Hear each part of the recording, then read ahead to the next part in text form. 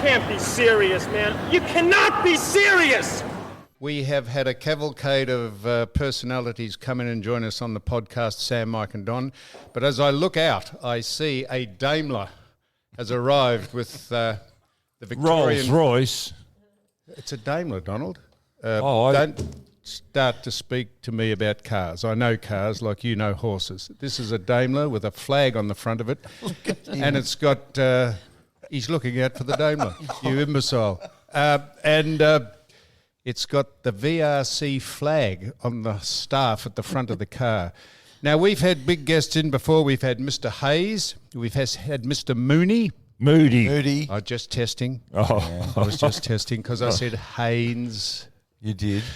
But this person is probably going to trump them all, no pun intended, with Donald. It's a woman. I know we're gender neutral. She's a woman, not it's a woman. She's a woman. Mick, please. In this gender neutral day and age, this is a woman that we're speaking about.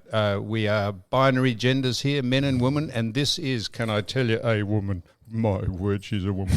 And without any further, Mick, she is I'm saying she's the chairman of the VRC because I believe man means manager. Has nothing to do with sex. I think she... hang on, let me introduce her. You can give us a rundown. I've Googled her. There's so much to write down about who she is and what she's done that I'm not going to bother anymore. But she is the reigning champion, what is she of the VRC? Chair. The manager. She manages the VRC and she is... Are we ever going to interview her with this introduction? You introduce her. Amanda Elliott, I am overwhelmed. And as indeed am I, Don. I am in the presence of greatness here. My God. Amanda, Holy please. Jesus.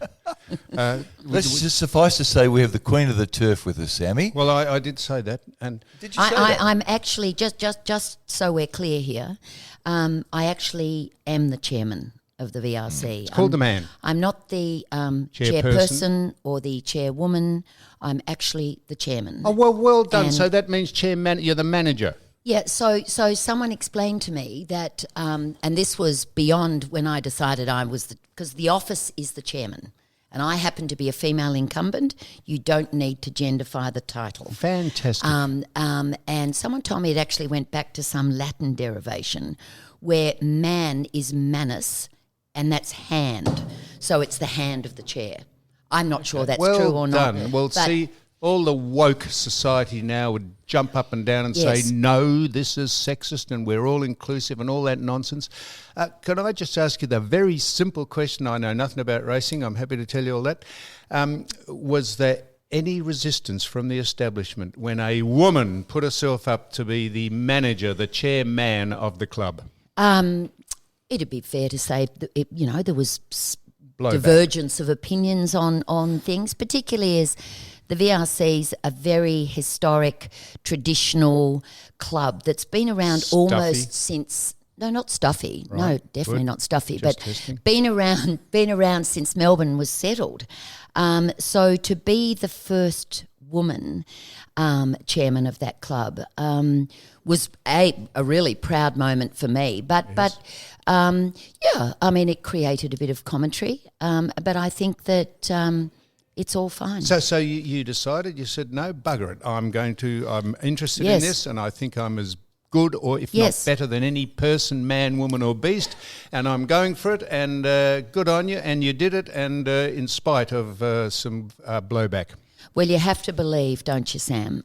If you don't believe that you can do something, you'll never be able to do it. What is that saying? If you believe you can't, you're probably right. I always believed I could. As the great Ron Barassi says. I always believed I could, and I thought it was time, so I actually put my hand And you're up. from the establishment. Did you win an election, or did you... It's the office holders, whether they be chairman, vice chairman or treasurer, are board appointments. So it's a board election. Absolutely it is, yes. And yes, that happens each year, so you have to be re-elected each year. Now, I saw you Saturday. I was your guest at the committee room at Stakes Day. You're Yes. in a box. Loosely speaking, Sam, I was, yes. Yeah, we're in her box, weren't you? You wanted to make this point, didn't you? Anyway, I was Amanda's guest on Saturday at Don't Steaks bite, Day. Mike. I'm not going to. Let me ask this question, please. Was he in? He was in the main room at the committee room. Yeah. And we were thrilled to have him, Sam. thank I'm sad you, you Amanda. couldn't come. Now, why? Yeah, so am I. I saw 1,000 people wanted a piece of you on Saturday, and you kept your composure from midday. Were they all in my box? No, they weren't, were they? They were 1,000 people in the main room. You spread yourself around, didn't you? But I couldn't believe your composure Nick, please. over 6 hours, that you just, whoever your PA was with you and directed you to everywhere she wanted you to go, and your ability to keep your composure. I said, I wondered to myself why you would do this.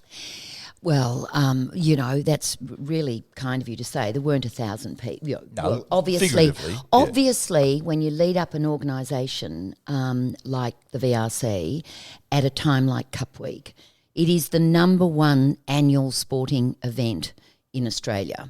Clearly, I mean, I know you're all football people, and you're going to say grand final and all of that. No, not at all. But Cup Week is the single biggest economic generator of any sporting event in Australia. And I will also go on and say I watched it on the television, and the best presented by Channel 10, your presentation prior to the Cup was sensational.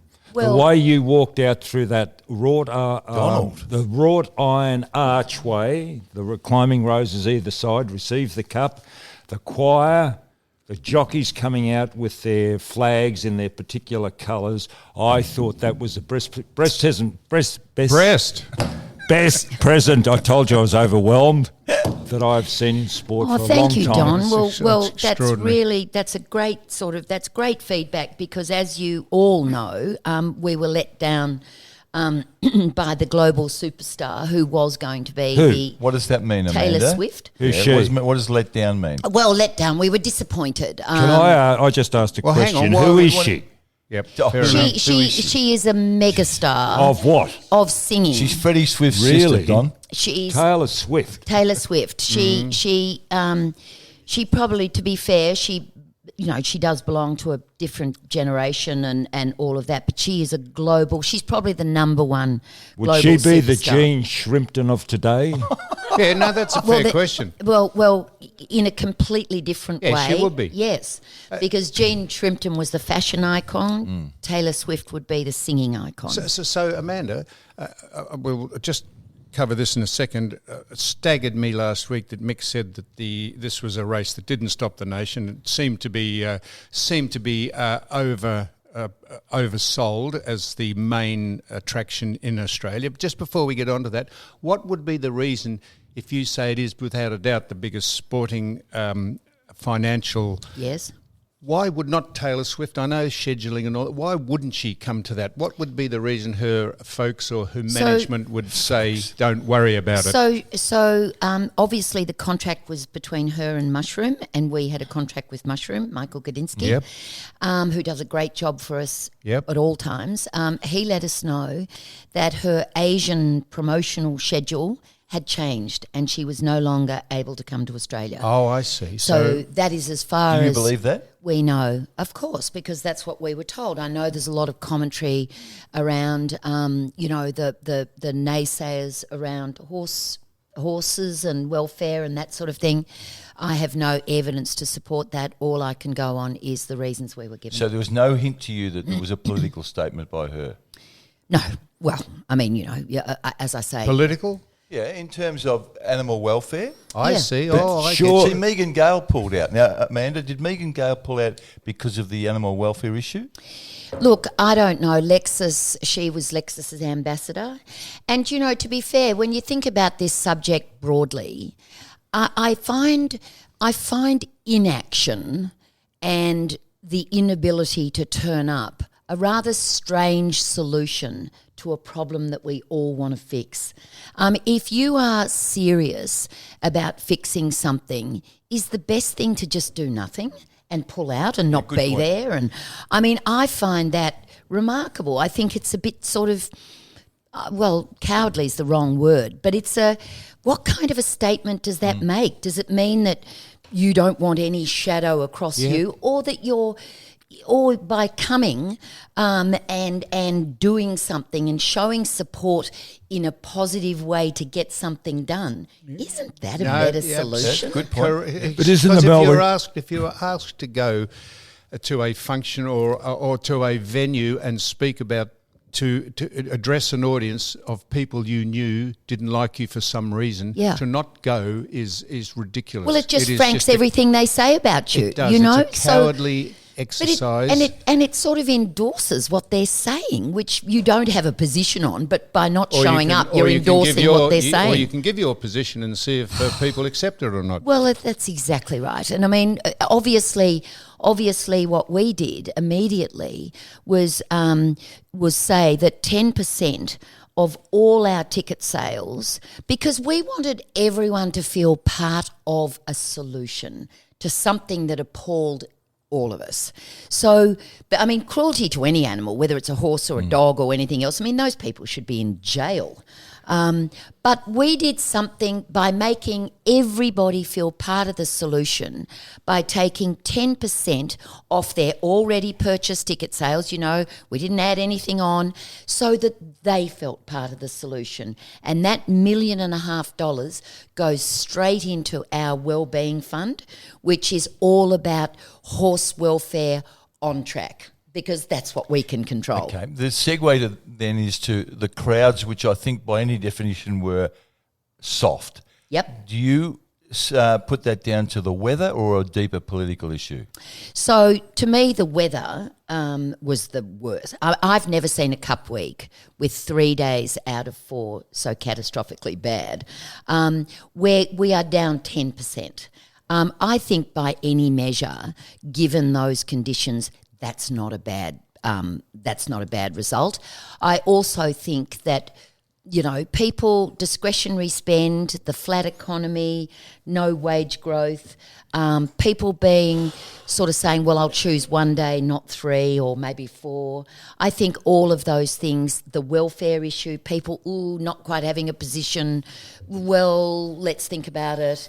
But the weather for me was the main thing. I think the weather was the main thing, but can't the cup stand by itself? Why have you got to import celebrities to promote the cup? Isn't it big enough in itself? Yeah, so Don, I think we've learnt a big lesson. I mean, we took it as a great compliment that Mushroom came to us with the world's greatest star who understood what we were doing, and we thought, wow, that's where we're positioned on the world stage. And I think we were pretty flattered by that, to be honest. But really, at the end of the day, we learnt a pretty big lesson, which is the cup is so much about the cup, and our Australian pre-cup entertainment was really well received. And if we needed any reminding of the cup being the main event no matter what, we got it last Tuesday. And we haven't forgotten Mick's unusual statement last week to Gerard Whateley that the nation doesn't stop for the Melbourne Cup. That is just an overblown theory. We'll just get onto that in a minute. I won't put words in your mouth.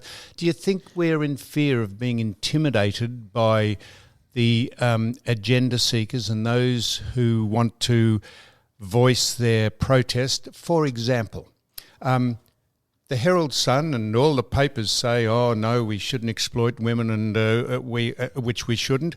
And then suddenly they put women at the races with cleavage and full lips and short dresses, and we cancel the birdcage because Maya think it's exploiting women. And yet suddenly it just goes round and round, and what we are in danger of is just falling into all this sort of stuff, because glamour is glamour and it's fantastic, and why do we take any notice of it? Of course it is. I mean, I think there's a lot of timid people around at the moment who fear having an opinion on all sorts of things. I find that regrettable because not here. No. I can, and I celebrate that. I celebrate people who have an opinion that obviously needs to be substantiated, and I don't celebrate people who just because the current opinion goes one way, they need to go the other way either.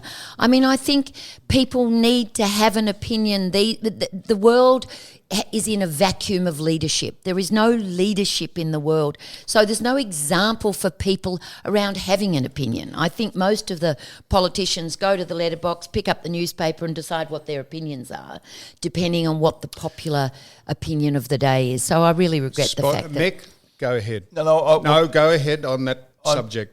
What, the Melbourne Cup? Yes. Well, of course Amanda's going to disagree with my opinion about that. We all disagreed vehemently with you. I want right, you okay, to ask her. So tell me what your opinion was last this week. statement, I was nearly ill reading the number of times and listening to people say the race that stops a nation.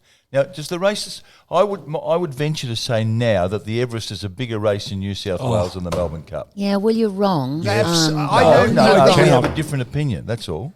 Well, I think you're wrong. By any measure, even our opinions are different, but on any measure, you're wrong. In New South Wales, I'm speaking about New South Wales here. Yeah. Absolutely. Yeah. So you think more people in the state of New South Wales are interested in the Melbourne Cup than the Everest, the $14 million race? Yes. Well, we on average, Sorry, Amanda. we on average get 47,000 interstate visitors, most of whom are from New South Wales to Cup Day. That's a bigger crowd than they get to any race meeting at Randwick. So I think that's the first one. I think the next one is the Melbourne Cup has a viewing audience globally of 800 million. I'm not sure the Everest could claim that. Yeah.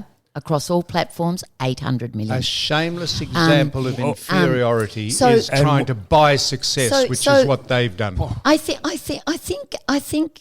maybe you have a subscription to the Daily Telegraph or the Australian. Oh, please. One is crass, the other is class. No, but the Everest, look, it's great to decide that a pop-up race is how you're going to make your name and get everybody along and that sort of thing. I'm not sort of criticising that. Yes, you are. Well, that's just buying success, Mick. Well, you are, though. You said it's a pop-up race. It is a pop-up race. Yeah. It doesn't have any black type status. Well, it will. Well, it doesn't conform to the principles of the patent committee. No, I think this is layman's view, right? Yes. You're the expert here, but this is my view as a racing purist, which I am. I think racing's fractured and fragmented and that it's hurt you because of these races that they've put on in Sydney. So you're right. Racing, for 160 years, every racing jurisdiction in Australia has observed the pattern of the great events of racing. Everyone has understood there is a finite number of horses, owners, jockeys to go around. Everyone has respected that. The Cup Week particularly has risen the tide for Australian racing generally. Okay? Are you agreeing with me so far or not? No, I'm with you, yeah. Okay. So you just looked a little doubtful there for a minute. That's my natural look, Amanda. Okay. So Cup Week has put the brand of Australian racing on the map, which has driven investment into the breeding industry, into the ranks of the thoroughbred. Hang on, you're about. I didn't say anything. I know, but you were taking a big deep breath. I could see it. It's wind. And we should be very, very proud of that. Australia, relatively speaking, is a long way from anywhere. And to engage the rest of the world in the racing world in a way that goes, gosh, we wish we had what they have. Melbourne and Australia should be very proud of that. And to have anything within Australia that is impacting that, I believe is wrong. Well, it is impacting it. I mean, you've had a famous spat with Peter V'landys, but there's no question it's impacting. So why would you do it? Well, okay, that's for him to answer. No, but it's not. But it's for him to understand what the national footprint of racing looks like. I'm with you on that, but V'landys has made a statement and created two events. But you're applauding him for that. No, I'm not. I'm saying you have a problem now because racing is fragmented. Well, we all have a problem. Okay. Because there is one jurisdiction in Australia that doesn't care what impact it has on other racing jurisdictions. So that's the ATC, isn't it? What's Volandi's group called? The Australian Turf Club? No, Racing New South Wales. Racing New South Wales. And yeah. I believe, that he has done some terrific things for country racing up there, and I've written to him and said, congratulated him on various things he's done, but actually disruption for disruption's sake. Is that what he's doing? And let's, disruption's a trendy term these days, but disruption to something that rises the tide for a pattern of racing Australia, I don't believe is necessary. But Amanda, and I'm absolutely agree with you, but isn't he doing the right? He is just trying to put racing on the map in New South Wales to the detriment of Victoria, like they try and pinch the Grand Prix, the Formula One Grand Amanda's Prix. point is the tradition was that Well, of Melbourne course. had the Spring Carnival and Sydney had the Autumn Melbourne Carnival. have had the Melbourne Cup for how many 60, years? but What? 160 years, and they have got a pop-up race, a race event which has been going how long?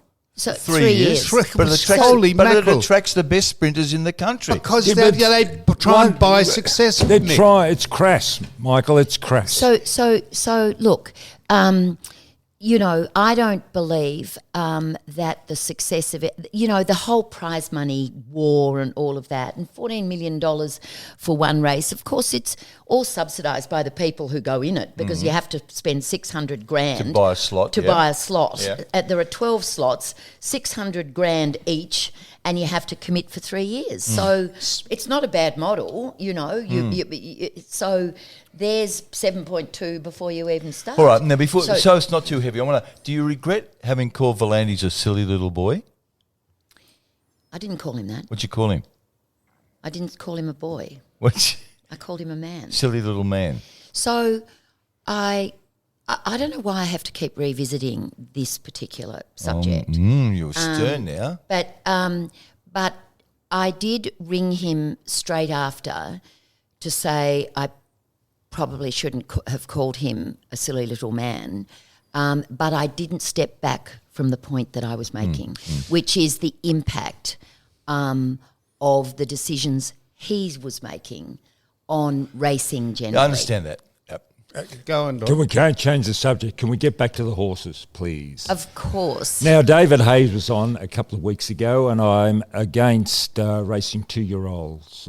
In my game, equestrian, we don't start our horses until they're 4 because their bones haven't come together and whatever else. Got ring bits. I'm trying to be sensible. No. Now, you as the administrator, why can't you change the program and get rid of 2-year-old racing, maybe 3-year-old racing, and bring the horses in when they're far more mature? So the greatest, and it's all driven, a lot of this is driven by breeding and money. Well, So there's been... money more than breeding? a lot of the money sits in the big studs, I mean, a lot of the precocious early racing is worth a lot of money. I mean, the Golden Slipper used to be, But why can't you make a stand? And because I think that the breeding industry has perhaps got more sophisticated, and there are some 2-year-olds that actually can run as 2-year-olds. But they're not mature, and they don't go on. Well, that's right, because they often retire them at 3 and send them to stud. So there's a whole. I mean, I don't think we're going to change that, Don. I accept what you're saying, and you probably know far more about the physiology of horses than I do. Well, my Rudy does. But we're not going to change that. That's very much a part of the Australian racing landscape. I mean, you'd hope that the trainers had enough nous to know whether a horse is ready or not. Amanda, can I want I was just going to say who we're speaking to in case people Yes. have just come in late. the chair of the Chairman, manager, or Manus, Chairman. chairman. Amanda, sorry. the other contentious issue Amanda Elliott it is. of Melbourne Cup Day was the use of the whips. Oh, Don's onto that. Well, Comes out the bottom of your hand. Don explained last week to me as a layman about he doesn't believe that the whip. Correct me if I'm wrong, but Stimulates you a think horse. it should be used only to correct a wayward horse. Is that right? Disciplinary. Yeah. Okay. Amanda, you're now. Who imposed those fines? They were the stewards imposed those penalties on Walker and. Oh yeah, because there are whip rules. Yes, there breach. are. You can only so-called striker horse so many times. I have said many times I am actually against the use of the whip and have been for quite some time. So can you legislate on that, or is that someone else's jurisdiction? So that is Racing Australia's jurisdiction. There is a body called Racing Australia who govern the rules of racing. And you know, I just think that it's all about the education of horses. You can educate horses without fear. I mean, I think the champion jockeys in the world are all hands and heels riders, and they get the best out of horses that way. I understand that some jockeys feel more confident in carrying something, a riding crop or something like that can remind its horse to stay straight. There is absolutely no need to strike a horse to try and get more out of it. How did you feel when you saw Michael Walker thrashing Prince of Arran? Oh, well, I wouldn't describe it in those terms. And You don't think he did? Well, look, I just don't like the whip being used, so I'm not gonna personalise it. I think Michael has, suffered greatly. I agree with that about that. I don't wish that upon anyone either. I think he understood that he'd made a mistake in the heat of the moment and everything else. But you know what? If it wasn't there and jockeys and horses were educated differently, we wouldn't even be talking. Is this another esoteric question? No, it is Don? not. It is one on presentation. All right, well done then. And, we can all understand Amanda it. Good. presented herself very well on Cup Day. I asked her this I before. tell you, Can I ask the question? No, you can, Don, but kiss you butt in. I don't want to Just be button your lip. intrusive, but this is you've fallen for Amanda. Presentation. Are you tracking Will you square, Amanda? I don't want to be indelicate, but would you like to take Don as a handbag to the next event? I think you all stack up pretty well, to be honest. Good girl, good answer. I can't call you a girl. Yeah, no, you cannot. Back to your question. no. Question, and Don presentation. looking so stylish isn't he himself. And wonderful? look at him. Amanda. Is that stylish, Amanda? That is stylish. Well, He's red in- from toe to head. I love his red I jeans tell you, and he his could take, navy if, jacket. if you're up for it, he could take you down to the Lobster Cave, to Bill Ferg's Lobster Cave, and buy you a groper down there, or a. We went down there last week, and he was enamoured with. Is that an experience not to be missed? With Don, it's not, and the seafood is exemplary, and you could have a snapper or He a could buy you a crayfish. groper. He could sear you a groper. Go ahead, Don. If you can you've gone red. Presentation. Can't you get those strappers to wear a suit instead of that bib that they wear, and underneath they've got their jeans? Holy they mackerel, look Don. crass. So- And also your stewards going out in crop red jackets. Why don't they wear the proper hunting attire? Wow. There is a question. So I think it's all about tradition. I mean, the stewards, the clerks of the course have always worn that. Yes, but they used to wear a hunting jacket. They no longer do, Amanda. Have the hunting but- horn. Will you be quiet? But the hunting, as you call it, as I know in England, it's known as a pink coat, even though Yes, it's pink. actually Well red. well done. It's actually red. That's right. So they are actually wearing a red jacket, though, aren't No, they? it's a crop. Sometimes it's made of plastic. It is not the proper hunting or Right. pink jacket Okay, that should so be worn. I'll have a word to Yes. Thank Pete you. A Paddo, tailor. Patterson. John? No, John Patterson has retired. Oh, has he? But Peter, son. his son, is wonderful clerk of the course. He'd know I'm what not I'm talking sure about. fashion is at the top of his list, but I'll certainly Why pass don't on you your put comment. yourself Will you up. shut up for a minute? What about your strappers, the strappers that bring those horses out? Everybody is well attired, trainers, whatever, Yep. yourself. Everybody there Yep. well attired except these strappers. So, and it's Yourself. interesting, isn't it? Suit, what about a suit, collar and tie? Well, it's really interesting because some of the stables clearly, request that their grooms or their strappers wear a certain sort of attire and they look fabulous, and clearly others don't. Some of them look fantastic. Like if you look I at didn't see one. Oh no! If you look at Godolphin, if Yes. you look at The overseas people they dress up. wear What, suits. with their blue, or But do they wear a suit? But they wear the saddle cloth. You know, the bib. the tunic or whatever it is over the top, so people know which horse they're leading around and that sort of thing. I'm not sure we could do a Amanda. better job on The that. girls, Amanda. the girl. Oh, no, Donald, please. Would there be this is in deference to you. This Would is there be his an show, opening? is it, Would there be Michael? an opening maybe? His show. Yeah, it's his show. I'm asking on behalf of you a question. I love this. Would there be an opening, maybe, that Don could be the fashion plate of leading the horse tunics and the attire out at the next meeting you have out there? Yes, could we he could. be in charge of overseeing the dress standards Yes. of all the strappers and all the people he's We been could- talking about? Yeah, Because he is the bon vivant. He is the man about Yeah, town. But well, she is have a no look longer what going to he's- be chairman. But have a look what he's wearing today. He looks fantastic. This is what I'm saying. It looks so as though he's ridden here on one of those tunic. He looks as though he's on fire. he could lead the review into the mounting yard fashion. Don't join them. You're Standards. just degrading yourself, Amanda. Hey, Do not agree with Amanda, those two we've idiots. dominated too much of your time, but I just want a couple of little ones. Sure. Just off the pace. Do you bet? Star, Donald. Very little. I'm not. I'm a non-gambler. I love the sport for the sport and Did you the horse. have a bet in the cup? No. What did you- I'm part of a tipping competition. Yeah. That I find more terrifying than just about anything else, because the tipping competition has got about 40 rather senior sort of Melburnians in it, and they're all study the form like mad. I'm more about choosing horses that just I love and who I think are going to. I know the form and I understand who I think is going to run well, and I've done my best in the tipping competition, but I'm not a great one. punter. No, It's they don't not- have to be quick. Not a great It's punter. not an attempt. Does this get edited, this podcast? No, nothing. No, it's in Oh, the I raw. probably should have known that before I sat down, should I? Why, no, you've been terrific. Very open. what would did you next like Saturday? removed from what you've said so far? Oh, probably none of it. Well, but- what? No, seriously, we're happy to. We don't. Oh, well, not I trying to probably stitch you don't. up. No. I would probably, if I had a chance to listen Be back careful, to because it. this won't be edited. What you're about to say. No. I mean, if I had a chance to listen back to it, I would probably. There's probably a bet. I think everyone would say that there are all sorts of better ways you could say things. Well, no, yeah, No, yeah, no, fine. no. What are you talking No. about? Don't start having self-doubt, please, Amanda. Oh, You're no. doing What What would you do next fantastic. Saturday? This is a rare Saturday. You haven't had a Saturday free for a while. No. What would you do next Saturday? I'll have to consult the diary. But Yep. it was social? Yeah. Will you go to the races?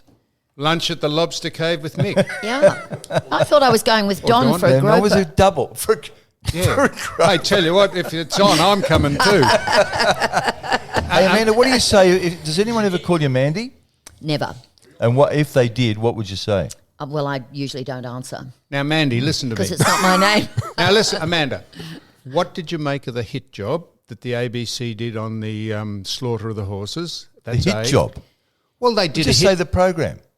Well, they did a hit job on the people that they that they concentrated on, Mick. Was a program. Yeah. So, look, I couldn't even watch. I mean, I think everyone was completely appalled, absolutely appalled. And, I don't really care whether it was edited or how long they'd sat on it or whatever. The fact was they had footage of behaviour that not a single person in this wonderful sport of ours could be anything but appalled by. Exactly. And no one is shirking the responsibility of finding a solution to that. And the solution's pretty easy. It's not that far away. But What is the solution? but just before I get into that, and could I say that the response from some was utterly predictable. Around sort of, oh, well, we have great rules and we have this and we have that. There should be no boundaries, no egos, no state jurisdictions, and we do this better than others in this subject. This is a national problem that every state has a responsibility to make sure is right. And the solution is so easy. Every horse is currently microchipped. It has to be so to be registered as a racehorse and to be part of the stud book. There is technology now where you can sit a team in one place anywhere and monitor the whereabouts of every single horse in Australia, their heartbeat, everything. So that needs to be instituted. We need to have a team of people dedicated to understanding the whereabouts of horses, and the excuse from the owners of, well, I gave it to someone to ride for fun is not good enough. That owner has a responsibility to pass on to this team the whereabouts of every horse they sell, pass on. If they don't do that, they get fined big time. What is your background? You're a very impressive lady. Oh, John. Your background. Wow, we've pivoted. So I grew up in the country, on the banks gentry, you are. on the banks of the Goulburn River, in horse country. What, in Nagambie? Tabilk, yes, Tabilk, wine and horses. What's not to love about that? And one of 5 parents, racing people, breeding, administering. Gender neutral family where everyone, whether we were playing cricket or football, got an equal chance at everything.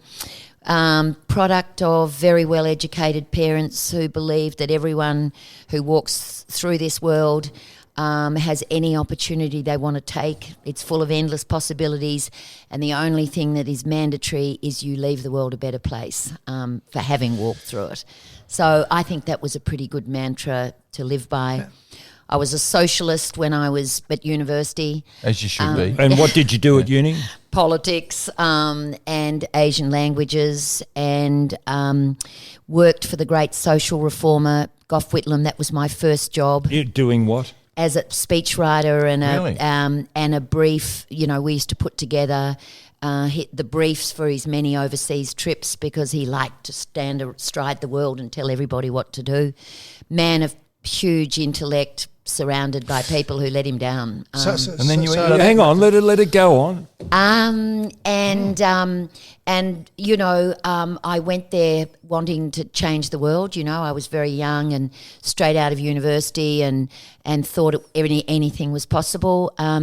My father had a pretty sober reaction to the news that not only was I a socialist, but I was going to work for Gough Whitlam because he was the local Liberal Party president at the time. Famous family, the Bales family. Yes, and thank you. And so 2 years in Canberra kind of altered my view of things. I became a more realistic and pragmatic sort of person who understood that imposing systems on a country as lucky as we are, where everybody gets an opportunity. We can always do things better, but was a pretty silly way to go about So, things. Amanda, then your former husband, John Elliott, knocked the... No, he was my second husband. Former I was- husband? Oh, yeah, sorry. I thought you thought that, yeah. No, you were married to John Elliott, who would have knocked the political edges off you Yes, because my goodness, you were polarised. Yes. How did that so relationship go at home over the dinner table? I was my days of socialism had been long gone. By then, John was federal president of the Liberal Party. My socialist days were behind me. I applauded everything that he was doing to try and raise money for a cause he passionately believed in. What was that? Liberal politics. Oh, yes, sorry. Liberal politics, Carlton Football Club, and business. So that was a wild ride. Now, these are apocryphal things that are out there in the ether. Yes. You won't take offence at this. You might. You won't. I won't. The folklore has it that when you and I've done this 3 times. So Yes. When you broke up, you With and John. Yes. yes, you got home to find the house had been sold under Yes. you. Is that correct? That is correct. Did you actually say, no. John, for God's sake, man, what are you doing? How about a bit of just could have rung me at least so that the press aren't here when I turn up and can't get the key in the door? Well, strictly speaking, you've just got the chronology of that slightly wrong. I'm sure I have. You said when we broke up, he sold the house. It was actually he sold the house and we broke up. So it was that's a extraordinary, different isn't it? order. But that is... Yes, I found that quite difficult to square away. Well, Amanda, please. Now, I know you have, I'm sure. In the you have- spirit of being frank, yeah. Time is a great healer, surely, but you have great respect for your former husband. Enormous respect. But how would that seems extraordinary that Yes. it would get to the stage where the communication, and I can speak at length about this because Yeah. I'm not good at it myself, but Yeah. would get to the stage where you got home and there's a board on the house. Yeah. That is amazing. I'm sorry, that's my phone. That's It's good. It probably might be John ringing. now ringing. You're not talking about me, are you, pig's ass? No, there wasn't a board on the phone. There No. wasn't a board on the phone, but No board on the house. Sorry, board on the house. But it was a fairly confronting time. Put it that way. Well, It came as a big shock. Well, that's being personal. Now, just finally, not from me anyhow.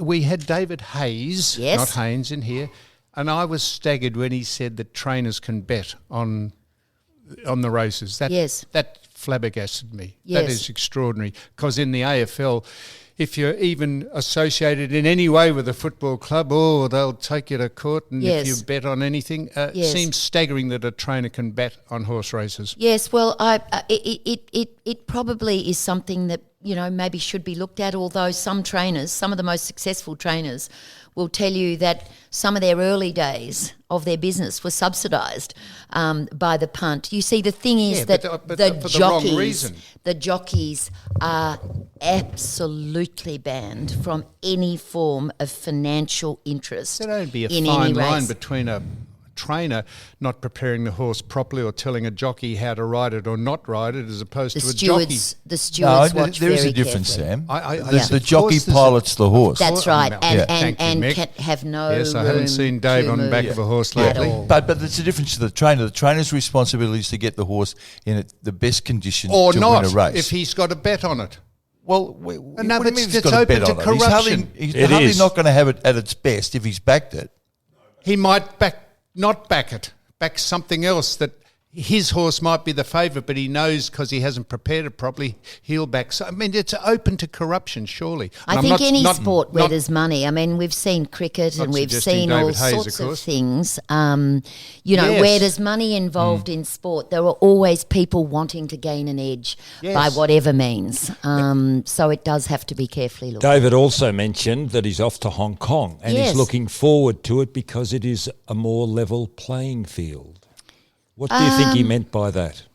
I've got no idea what he means by that, because Hong Kong is a different model. You have to be invited to own a horse. You are told, the Hong Kong Jockey Club buy the horses and basically give them to the owners. The jockeys and the trainers have to be invited. They have every single cost paid for them, whether it be their groceries or their cleaning ladies or their training costs. They have everything paid for them. And David, I'm interested that he has said that. Do you that think it's a because level they're playing all field. housed under one barn or stable or complex, whereas here in Australia you're dotted right throughout, Australia and Victoria? No, I just haven't heard him. He's said publicly that the opportunity to go back to Hong Kong is something that will set up his family for the rest of their lives. So but he I'm also, sure he said all that. Yes, yeah. The level playing field. I'm not sure what the other side of that looks like. He said that if you err or transgress there, that's it, you're out. You get no forever. second chances, as opposed to here where you can Yeah. go to court and they own you over there and therefore they make the rules. Well, I think that in that regard, it probably is good, because they have zero tolerance Now, Amanda for Elliott, anything. we could go on for a long time because what an enchanting and interesting guest this is. And Don, please, I know this is extraordinary. Could I ask you one final question Sure. from a man who knows nothing about it? How does the Flemington Racecourse sustain itself? It has about a handful of races a year. And how does that sustain itself financially and in the public arena? How does it? So we have we have 25 race meetings a year. We have the largest member. We are the largest member-based racing club in the world. We have nearly 35,000 members. Wow. Who obviously their subscriptions are all part of it. We are not for profit, so everything that we make, and we make, it costs us $55 million a year to put Cup Week on. Wow. Cup Week alone costs us $55 million to put on. We obviously have brand partners. We wrote a $100 million media deal last year with Channel 10. Really? We have... That's for 5 years, is it? For 5 years, correct. We have our own media business with Ascot. This was a little company we formed about 18 months ago as well. If you are seen as best in show and you are a global racing jurisdiction in a global sport, which I believe is absolutely the future for the VRC, then what we did is partner with Ascot, Goodwood, and Breeders' Cup in America, and we have our own digital media company, which is now really gaining some traction. Is any of it public funded? Do we contribute to No, it, you the don't. taxpayer? That is such a good question, Sam, because I think Glad it's... I've finally got one. No, it's a decent very... question. No, you've had lots of good questions, but this one is a particularly good one because I don't think people understand that we are virtually unfunded by government. When you talk at the relativity of the tennis, the Grand Prix, or indeed the football. So we are virtually unfunded. So we're very proud of that. We'd like some support at various times, and Martin Pakula's been a tremendous racing minister in digging into the unclaimed dividends fund and giving that out, but it's still all part of the racing. Well, I'm going to defer now to have someone else thank you for coming in, a man called Don Scott, who is a dual premiership captain, I think, at Hawthorn, and a 300 game player there and a star. Don, would you thank the affable... Well, I have listened intently, and this lady is just not only a pretty face, but she has got Don, a brain. please, She has got a brain.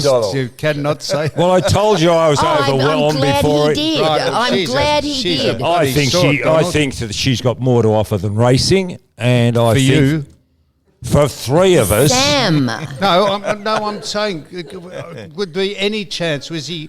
If Now the listen, phone went and he said, I'm If the almost, please, has the pendulum swung a bit far where every man has to now apologise before he says anything about perhaps paying a compliment or whatever? if the phone, I'm going further. Can I with this. finish what I was going to say? So can you just let him go, because I'm rather enjoying it. If the phone rang and you answered it and you said it's Don, would there be any chance I could take you down for a groper? We're not talking about my dating life yet, Okay, but maybe we'll come back and talk about that another I would time. like you to come back because, as I said, you're not only a pretty face, you're an intelligent lady, and I think you'd have a lot to offer on a lot of different subjects. So Thank you, I Don. hope, gentlemen, that we can invite her back again Mick, sometime. Mickey? Your guest, you thank Yes, you well, too. it's been a pleasure to have you, Amanda. I know I've stalked you for the last month via your PA. One of many? No. It is so, Michael. One only in the last month, This- Donald. this- And I'm pleased. I was really pleased that you accepted our invitation. Well- and you've exceeded our expectations. Oh, well, I just love this forum. I think This- we've got so much to talk about.